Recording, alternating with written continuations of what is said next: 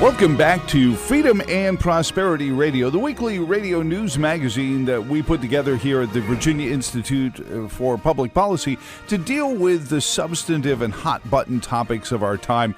And again, thanks to Stephen Moore for talking about fracking and GDP growth, but a much more hot-button topic right from the pages of all the campaign well, actually really not talked about at all there, but it's much more substantial because it's about our children and our communities. Christian Bernard is back on the program, policy analyst from the Reason Foundation. Christian, happy, well, I can't even call it post-election day, but yeah, I guess this is one of those, since it feels like Tiger King was on Netflix about 5 years ago, and our Second Amendment protest in Richmond was like 10 years ago, I guess this is only fair. We're in some sort of weird time portal. How are you doing this weekend? I'm good. Yeah, it feels like the election night cloud will maybe go on for a couple weeks here. But no, I'm doing great. I think it was a late night for a lot of us. But yeah, getting ready to start thinking about the policy ramifications of all of this, regardless of what happens. I think, we can stipulate when we talk about it, he's got a great column we're going to link up to on the podcast of this on our YouTube channel about student-centered funding for policymakers to think about. I think the stipulation is obvious. I think you and I are both of the same mind. The less Congress has to do with funding our schools, the better for us. But as long as they are, let's make sure we're doing it in the right way, correct? Yeah, that's right. I mean, we want them to, we know most students in the United States still go to public schools. And so, you're not starting from a point where, you have to address the system as it is. And you have to really look at the system and understand it well to see, okay, what direction do we need to go in to change it, to make it so there's less meddling in how local leaders manage their schools and serve students. But yeah, that's right. I mean, we have to start with what we have. Well, and as an abstract, as a columnist from one of my favorite publications online and in print, as you were for many years, Reason, when you say we have to address the system, I mean, this really is what's driven so much of the angst is, what in some cases they claim is systemic. But the poverty issues in our communities and the lack of access to capital to start jobs and things like that, these are things that these are not new issues, Christian, and the school failings are not new issues, but it's to the peril of conservatives if we continue to ignore them because eventually democratic socialists will start coming along saying, we've got an idea. Well, we found this 100-year-old book by this German newspaper reporter. We've got an idea for how to fix the schools. Right. I mean, right now, I think the thing that libertarians and conservatives often focus a lot on, and I would say is rightfully so, is the issue of school choice. And absolutely, we want to give more power to parents, to families, so they can pick an education that fits their kids. But you can't ignore the fact that, still most students go to public schools. And what's interesting here is that I would say both parties, legislators at the state and federal level, rarely actually understand how school finance works. And so when you're trying to change the system, make it so that every kid has access to, an equal opportunity, an equal education, a quality education, you have to actually understand how the dollars are moving around, how the policies are getting made. And that's what we really focus on at the education team here at Reason Foundation. And so what we do is we work with state legislators all around the country. Sometimes we talk to federal policy as well, sometimes, local district level policy. But we really dig into these school funding formulas, these systems, and then we try to address this issue of, okay, why does it seem like some schools are better funded than others? Some students get better treatment than others? Why some students have access to great teachers, why others are perpetually dealing with huge teacher burnout in their schools. And underneath all of that is actually a really complicated policy issue of school funding. Well, you talk about it in such a perfect way because, it's not just here's a bag of money, have a nice day. It's how do you target it? How do you make sure that there's not a six-figure bureaucrat, taking money away from Oh, I don't know, 3 or 4 school teachers that you could pay with that money. And how do you make sure that the school teachers are the ones with the most resources, not the least, even in the good school districts? And it is lip service that gets, 15 years I've been in Virginia almost, or coming up on, and it's always the discussion. It's, why are these schools failing? And we put more money to it, and it just doesn't seem to get anywhere. So take us into how you put together this roadmap for policymakers to make sure that if I send $1 in tax money to the county or to the state and it gets to the public schools, it's going to the right places and it goes as far as it should. Yeah, so we built this based on basically the work that we've been doing for a couple of years now in working with state legislators. We have a pretty simple philosophy, and what we wanted to do is just kind of put that all out there.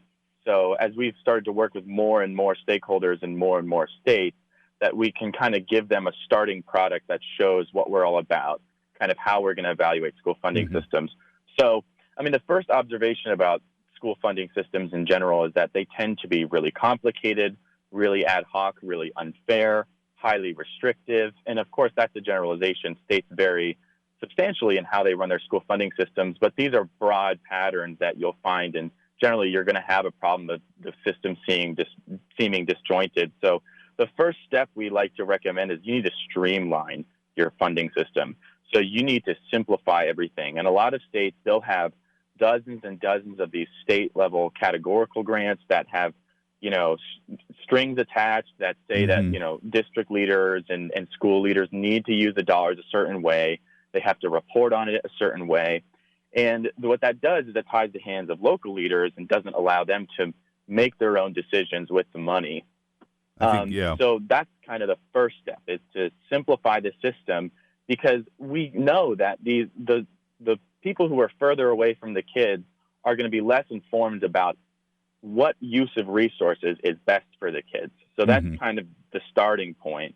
And then equalizing funding is a really important part of this, because when you talk about a vision for a system where school district boundaries and zip codes are not as big of a factor in determining the quality of a kid's education, a system where kids can go seamlessly from one school to another and they all have kind of access to the same opportunities, you need to equalize funding. So the more that state school finance systems favor some school districts over others, what you're doing is you're entrenching this system where, some districts are really well off, and generally that has to do with some of these bigger social issues you were discussing earlier.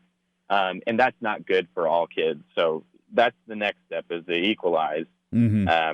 And then we talk about empowering. This is the kind of end game here.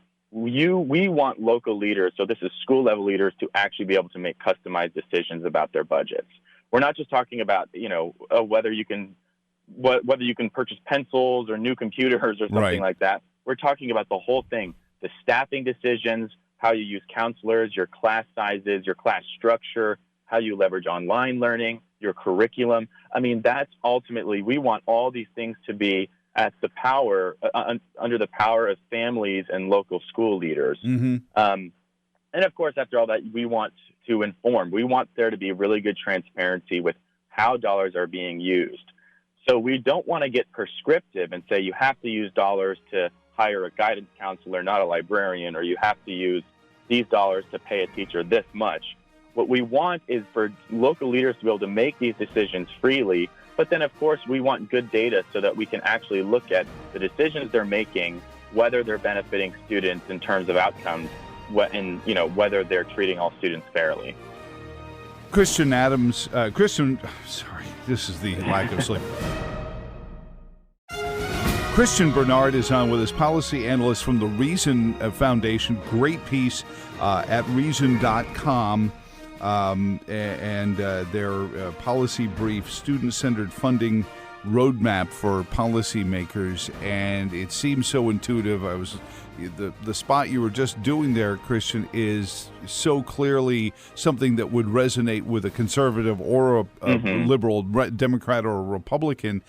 But I wonder if the political school division is good. Now, I certainly think Virginia is better than, say, Pennsylvania, where the school boards actually set tax rates, and you'll go to 20 school board meetings and never hear any discussions about anything educational because it's all about tax rates and assessments and blah, blah, blah. So I'm not sure that, but it seems like that the political aspect of these decisions, we need to make sure that the parents have advocates, the parents have spokespeople that can get in with the political leaders of the schools and make these decisions. Can your roadmap help with that? Well, absolutely. I think that when we talk about, decentralizing power, not only at the state level, but also at the district level, ultimately we want more power to be going to schools. That empowers parents because parents don't have to go to a central office. Some of these school districts are big, serving tens of thousands of kids. Sure. When the parents have to go to one central office or one school board and make their case, they feel more powerless.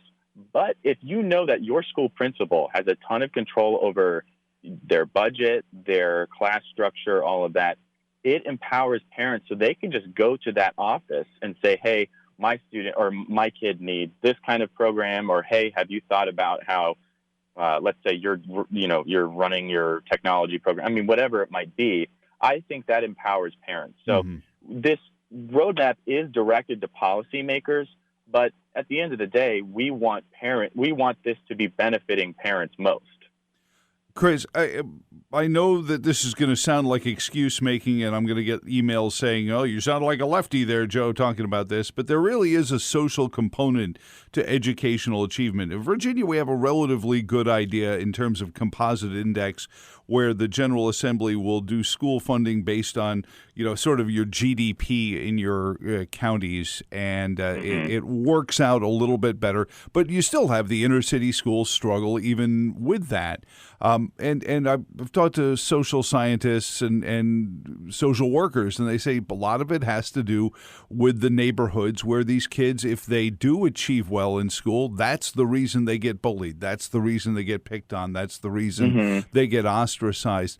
Is there a soft skills kind of thing that we need to be working on as well in school achievement that helps kids, regardless of their skin color, break past that, societal like, you're just, you're trying to be like this group by doing well in school?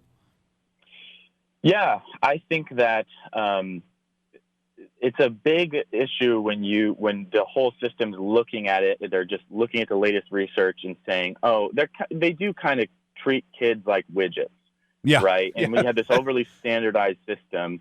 You look at a school, and there's clearly these bigger problems undergirding. You're talking about neighborhood issues. And when you have a system that's overly standardized, it just doesn't allow the school leaders to use their heads and have common sense and say, okay, we don't need to be pouring a lot of resources into, let's say, like state-of-the-art facilities or athletics or whatever. I mean, they can make the decision to say, hey, we have a big problem with, let's say, bullying, or what you're talking about in terms of there being rifts between students around school success, who's succeeding, who's not succeeding. Right.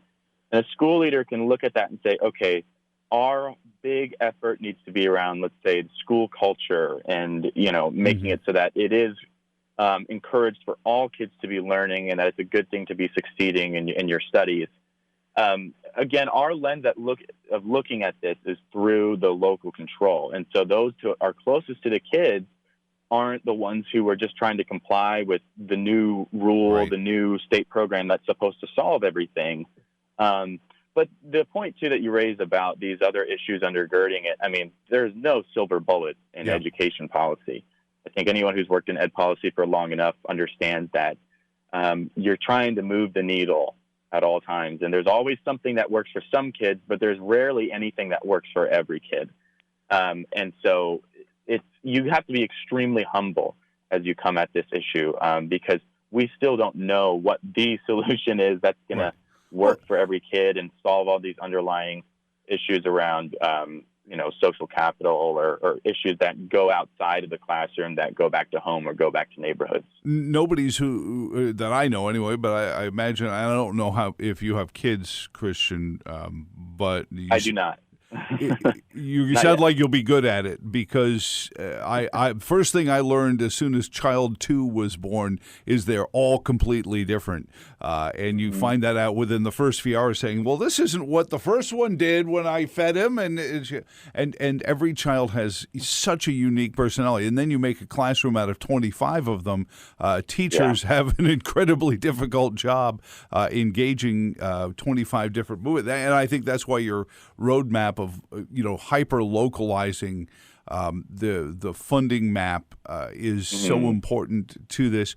Do we hurt ourselves? And I've heard economists talk about this, but I'd like to get the thought of somebody who studies and really works in the academic pursuit of education. Is funding of our schools by way of property tax good for either, property values, economic growth, or the schools? I mean, I've heard plenty of economists say, both the economy and the schools suffer when you fund schools with property taxes, yet it seems like almost everybody does. This is a fascinating question. This gets into tax policy, really. I mean, the how you answer this question kind of defines on how you interpret it in the first place. So I would say that the big thing that I've heard tax policy experts say about property taxes is that they're actually less sensitive to the business cycle. So right now, for instance, the economy has had issues, obviously, with COVID-19. States that rely less on property taxes are right now facing bigger budget issues because they're alternatively relying more on income and sales taxes, these taxes that are more sensitive to the business cycle. So some could make the case that property taxes are more stable as a source of revenue, which is good, I guess, for the system to have stability in funding. That's because the assessments lag and, property values are not always lagging in the same way as, just the business cycle. But the other issue, though, is that when we fund so much on just locally determined property tax rates, and of course, we all know that there's huge disparities in property wealth from district to district, that is a big barrier to what we look at as one of the major steps to getting student-centered funding, which is equalizing funding. Listen, all these state school finance systems, they are state-run. My view is that if it's a state-run system, they need to, and they are constitutionally obligated to guarantee a fair and equal education to all kids. Then the property taxes, that tax base needs to be used in such a way where it is treating all kids fairly. So this is the tough thing when I talk to conservatives and other libertarians. They kind of like the local control feature of the local property taxes, but I like to push back against that. I mean, because listen, when you look at these poor school districts that are taxing, and trying to raise a lot of money for property taxes, they tax at really high rates. Right. So just look at it from a fiscal policy angle. If we're trying to make tax burdens more equitable, I think that there's a really good conservative or, small government case to be made for making these property taxes something that's more controlled across the state so that, I mean, and part of that is redistribution of dollars. But I mean, it's a state-run system. If you want students to be able to move seamlessly between districts and schools and all kids to be treated fairly, you can't get around the issue of really overly localized property taxes. I remember years ago, and I don't know if you remember this, California did Prop 13, which took their property taxes away from the assessor and made it a function of, just the most recent time you sold or purchased your property. And it became more of a state sales tax than it was, some mythical thing that an assessor appears on the side of the road and says, your house is now worth this, which frustrates a lot of people. I think there's a real frustration sometimes when the assessments come out and you're like, what do you mean? Based on what is my house now? We've got good news and bad news for you. But it seemed like even as happens with school choice, where the public schools benefit in Milwaukee and Florida, where they did school choice voucher programs, the school systems actually benefited from that process, and it seemed to help the economic markets in California when they did that. Absolutely. Oh, so yeah, this funny business with assessments. I mean, this is a problem in some of the states we've worked with. I mean, we're working in Indiana where they had a huge school finance reform, basically inadvertently because they were trying to do property tax reform and get their assessments under control. Yeah, I mean, I think that when you have a system that's overly localized, you have these regional economic issues, right? Because they're trying to tax so hard to compete with wealthier neighboring school districts. And that's going to be bad for the residents, right? And the local businesses and the property owners. I mean, so I think it's good to stabilize these rates and not make the property tax issue something that can capture or harm local economies. So no, I absolutely think this kind of centralizing of the school funding there's a lot of different ways to do it. You can do a tax swap, move away from property tax. You can do a statewide property tax that's politically contentious. But listen, the thing is, when you do this statewide property tax or something like a more centralized funding system where it's centralized in the funding but not in the controls over how the dollars are used, you actually exert some downward pressure on the spending. So that's another point to be made for the fiscal to the fiscal conservatives is when you have this overly localized system, that's where you get sometimes a lot of bureaucracy, a lot of waste, a lot of overspending in some school districts. Christian, last one for you, and we see this in medical care as well. We talk about the bureaucracies of medicine. You go into your average doctor's office and you see 6 people behind a desk, all in nurses' scrubs, but there isn't a single nurse there. They're all they're all accountants, basically, making sure all the I's are dotted and the T's are crossed so that they get their reimbursement from the insurance companies. The same is kind of what you were talking about at the very early onset with a lot of strings attached to school funding. You wind up having to have bureaucracies built around making sure that you don't lose that funding once you get it and that the right reports are filled, and then you're writing grant proposals and things like that. Does your roadmap kind of address that need for a bureaucracy to deal with all the strings attached? So the strings attached, absolutely. We advocate that you basically cut all strings. Don't tell any school leader or school leader how to use almost any dollar. But in terms, the bureaucracy, we actually stay agnostic in terms of, telling you how many administrators to have or how much to pay them. And the reason we stay agnostic on that is because, listen, I mean, the cost structure for schools could be designed in such a way where it's better for kids, and say maybe it happens that there's actually more administrative spending. But the problem is that we've increased education spending substantially over the last couple decades, and over that time, teacher salaries have been pretty much flat. Right. So when you hear you see these teacher union strikes and these unhappiness about teacher pay, they have an absolutely valid gripe.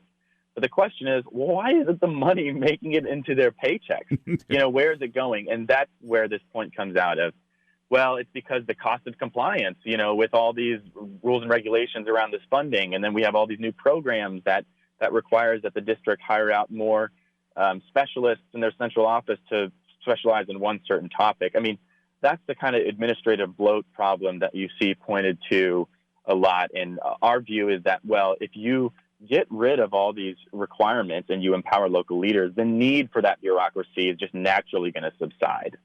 Yeah, I think if you go to any industry, any commercial industry, and say, show me your most important employee, show me the employee that actually makes the product that you sell, rarely are you going to find them being the lowest paid in the equation.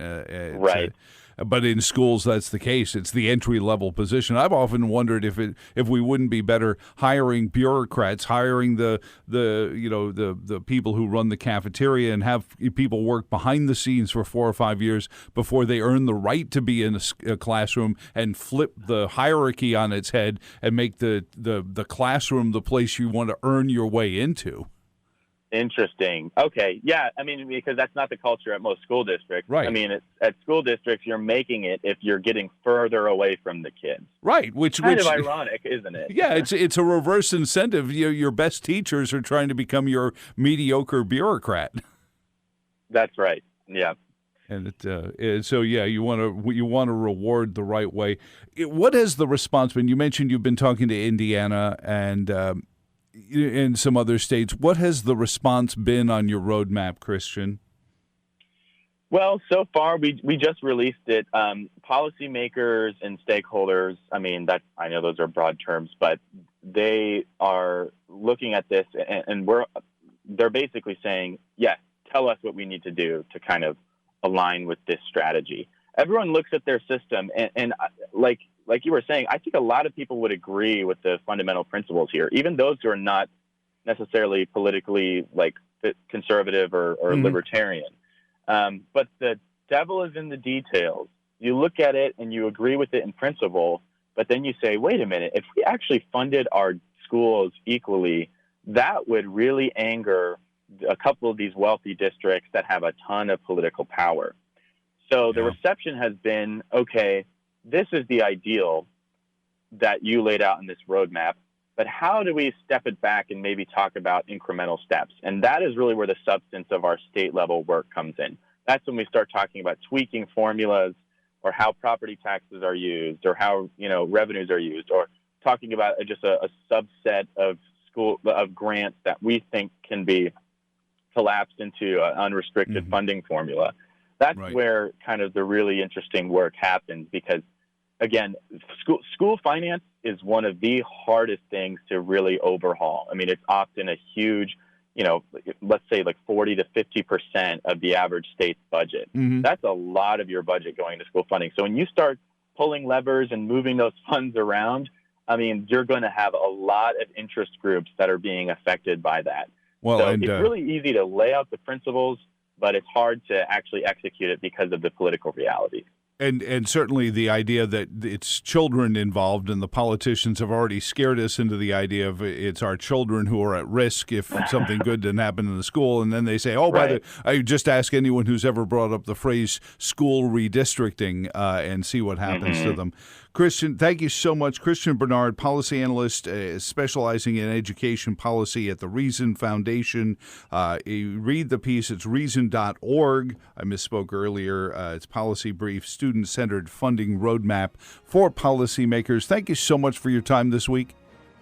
Hey, I really enjoyed it. Thank you. And thank you for listening this week as we head into the Netherlands in between now and when we certify the elections. Thank you for being part of the Virginia Institute for Public Policy world, virginiainstitute.org. I am Joe Thomas. Until next week, so long, and thanks for all the fish.